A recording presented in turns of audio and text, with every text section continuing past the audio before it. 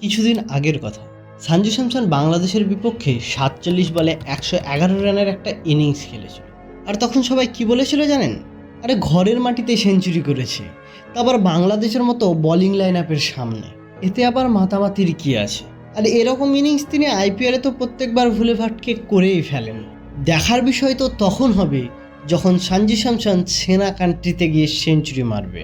আর এই বিষয়টা মনে হয় সঞ্জু স্যামসনের মনে বেঁধে গেছিল। সঞ্জু স্যামসনের ইগোতে লেগে গেছিল। সঞ্জু স্যামসন সিরিয়াসলি নিয়েছিল।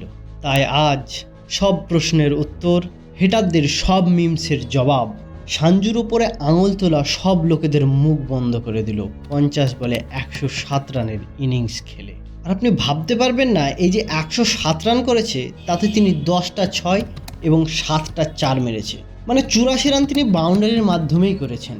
এখন আপনার মনে প্রশ্ন জাগতেই পারে যে এটা হয়তো ব্যাটিং পিচ ছিল, তাই সঞ্জু 200 স্ট্রাইক রেটে রান করেছে। তাহলে বলি, একবার যান কি স্কোর কার্ডটা দেখে আসুন।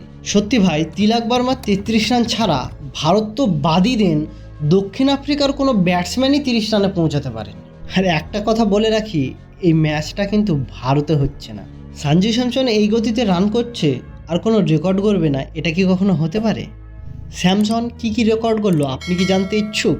তো চলুন সঞ্জুর এই রেকর্ডগুলো এক এক করে জেনে নিই। সঞ্জু স্যামসন ভারতের ইতিহাসে প্রথম ব্যাটসম্যান হয়ে গেলেন যিনি টি-20 ইন্টারন্যাশনালে ব্যাক টু ব্যাক সেঞ্চুরি মেরেছেন।